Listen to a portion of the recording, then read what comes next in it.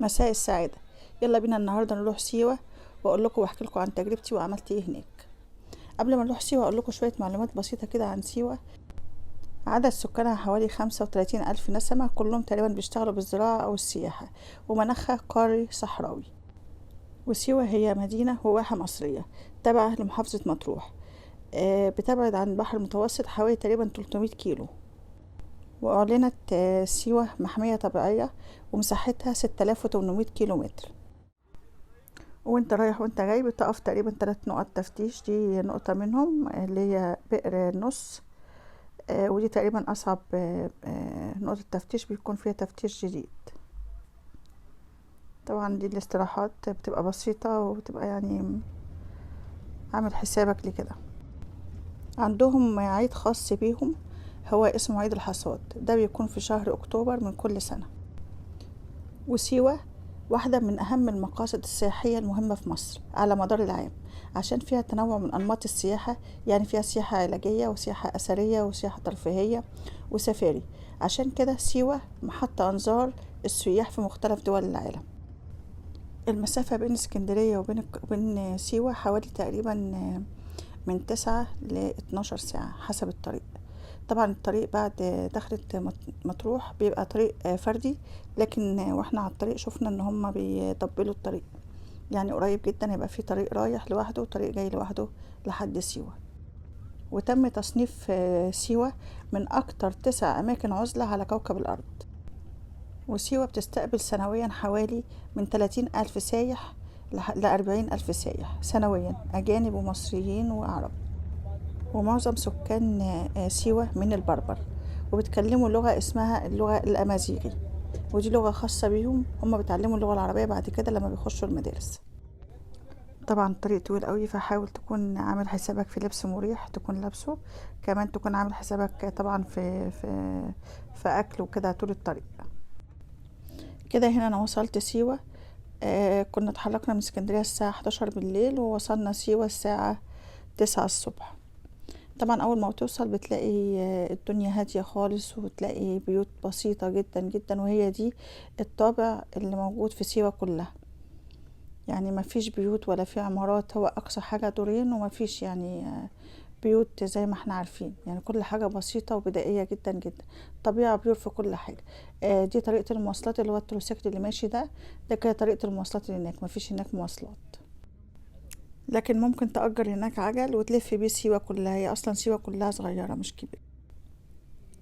سيوة فيها عادات وتقاليد غريبة جدا، هي غريبة علينا لكن هي دي العادات والتقاليد اللي كانت موجودة زمان.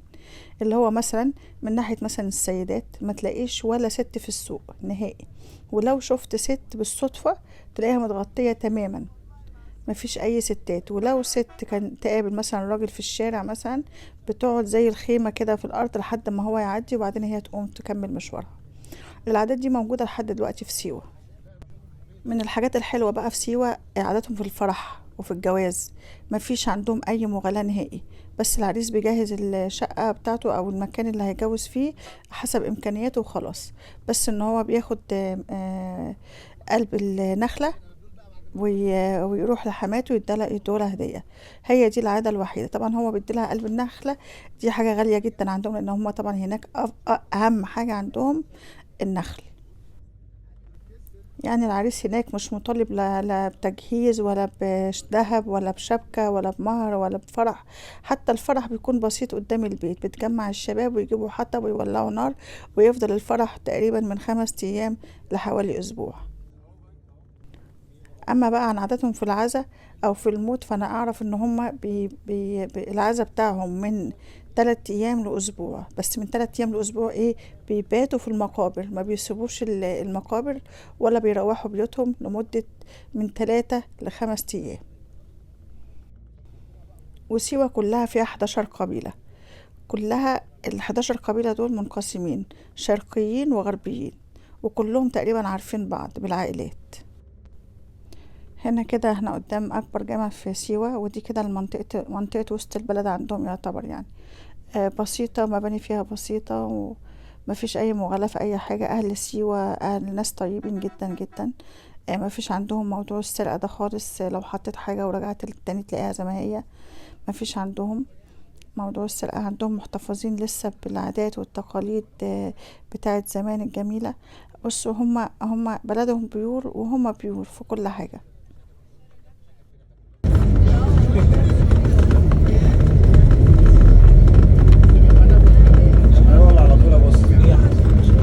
الشمال ده الشمال اللي مع الخمسة. انا اول مش هسكنها على طول ولا لسه؟ ايه؟ شمال شمال شمال. لازم اسكنها بالشمس مش عايز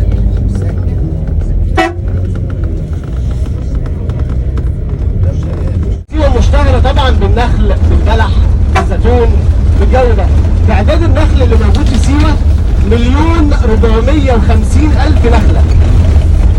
1,450,000 نخلة. تمام؟ احنا اتفقنا ان سيوة فيها كام قبيلة؟ 11. حلو، انا بس صحصح معايا. طيب يبقى انا عندي 11 قبيلة. سيوة كلها تنقسم يا جماعة قسمين. تنقسم قسمين، شرقيين وغربيين. هم يعتبر كل سيوة قبيلتين، شرقيين وغربيين، لكن في التوتال هم 11 ايه؟ قبيلة.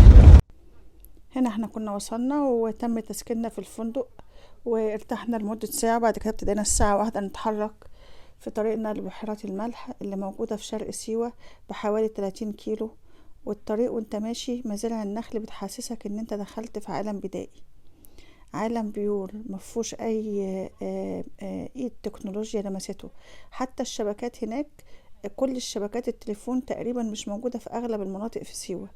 تقريبا انت بتنسى التليفون هناك. وعلى فكرة دي مش حاجة وحشة، بالعكس انا شفتها حاجة كويسة، لانك انت بتفصل فعلا عن الواقع وبتفصل عن الدنيا وبتريح اعصابك. المناظر هناك، الخضرة والمية والملح والجو هناك بيديك احساس بالطاقة. وهنا كده احنا وصلنا بحيرة الملح. وطبعا لما بتطلع من الفندق بتطلع لابس جاهز للنزول، لان مفيش هناك مكان تغير فيه.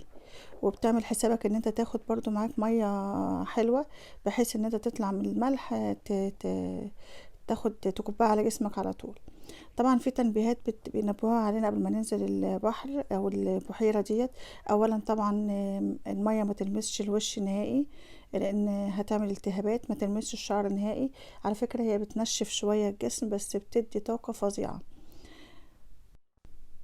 درجة الملوحة للبحيرات ديت بتوصل ل98%.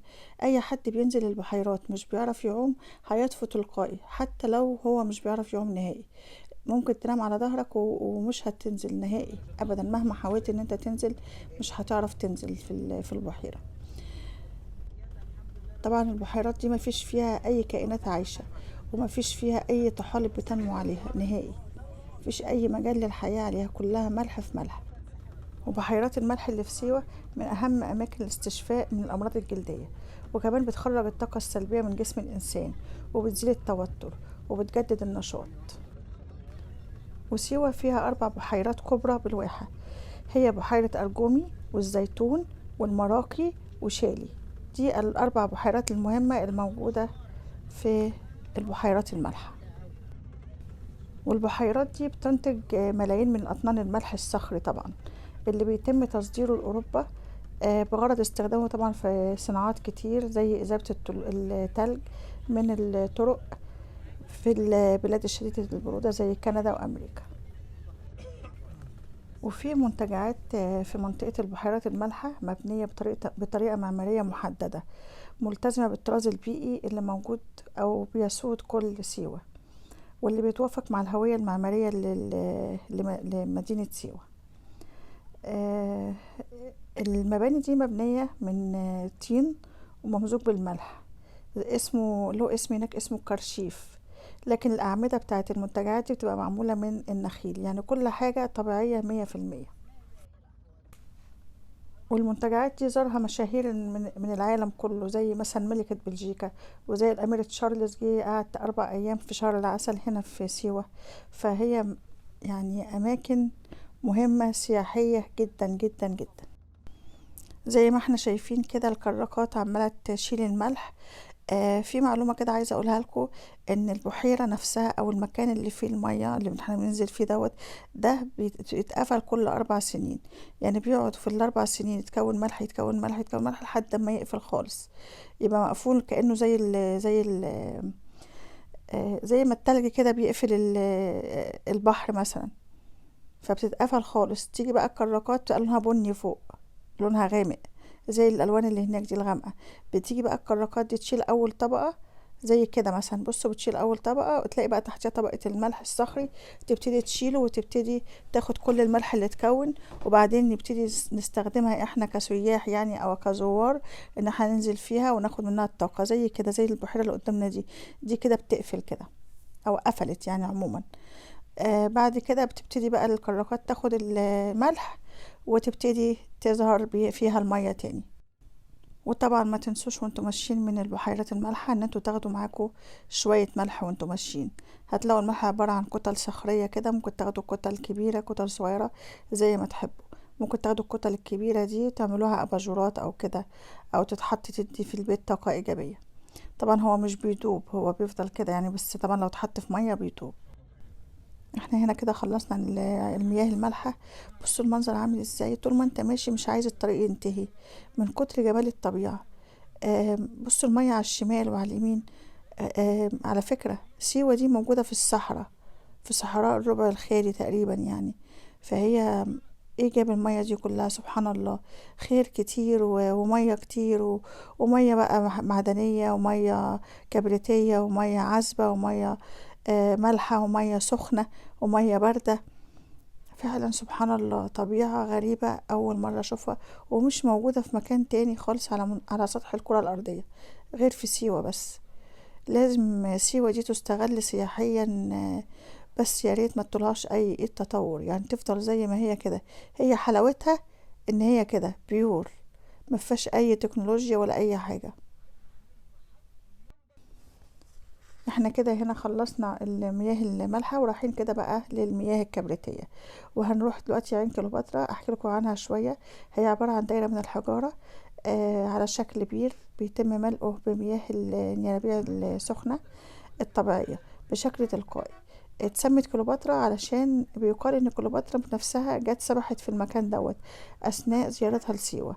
وعين كليوباترا بتبعد عن معبد امون الاثري حوالي 1 كيلو، ومعبد امون طبعا من اهم معالم سيوة. وعين كليوباترا طبعا واحدة من اهم العيون الكبريتية اللي موجودة في سيوة. وكمان في عندنا عين فتناس وعين واحد. عين واحد دي موجودة عند بحر الرمال الأعظم على حدود ليبيا. وعين كيفيار، وفي عين الحمام وخميسة والدكرور. هم عبارة عن تقريبا حوالي 200 عين موجودين. وطبعا ملهمش أي رسوم دخول، انت بتدخل عادي خالص، وأي حد يقدر يخش عادي خالص، مفيش أي مشكلة ومفيش تيكت له. بعد كده رحنا العيون الكبريتية، ودي عيون طبيعية بتستخدم في علاج بعض الأمراض زي مثلا الأمراض الجلدية وزي الصدفية والأمراض الجلدية المزمنة والروماتيزم وإذابة الدهون والأملاح والقضاء على السموم داخل الجسم. كمان لها أثر كبير جدا في تنقية البشرة ونعومتها، وفي إزالة حب الشباب والالتهابات من البشرة. وكمان ملهاش أي أغراض جانبية. وسيوة بتشتهر بعيون المياه الكبريتية العلاجية، وأصلا السياحة في سيوة هي سياحة علاجية بشكل كبير. اللي بيميز العيون الكبريتية اللي موجودة في سيوة عن أي عيون كبريتية تانية إن هي تدفق طبيعي، مش محتاجة مضخات عشان ناخدها من الأرض، لا هي تدفق طبيعي مش موجود في أي مكان تاني، يعني المية بتطلع لوحدها. وسيوة فيها حوالي 200 من عيون المياه الكبريتية، وبالرغم من ان سيوة وسط الصحراء لكن هي بتنتج اكتر من 200 الف متر مربع من المياه العذبة والمياه الكبريتية. وطبعا اي مكان بحاول اروحه بحاول اخد منه سوفونير بسيط كده بحيث ان انا افتكر المكان. وهنا عملت اسمي على ميدالية بالخشب.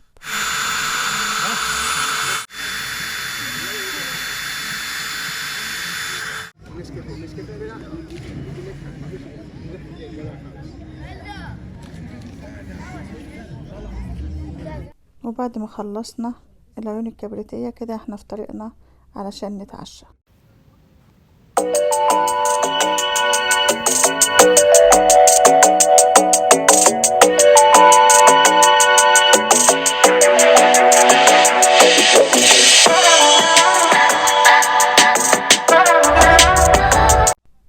وبعد ما خلصنا العيون الكبريتية رحنا لجزيرة إلينا. جزيرة إلينا هناك شفنا الغروب، بس كان للأسف الوقت اتأخر، لأن اتأخرنا في البرنامج بتاعنا شوية، فوصلنا هناك كان الشمس خلاص نزلت يعني. مش عايزة اقول لكم المكان هناك قد ايه هو جميل، بس رغم ان هو جميل هو يخوف، لانك انت بتسيب الباص وبتمشي، شايفين الممر ده كله، بتمشي جوه بين البحيرتين كده، جوه مسافة تقريبا حوالي مش اقل من 400 متر تقريبا يعني.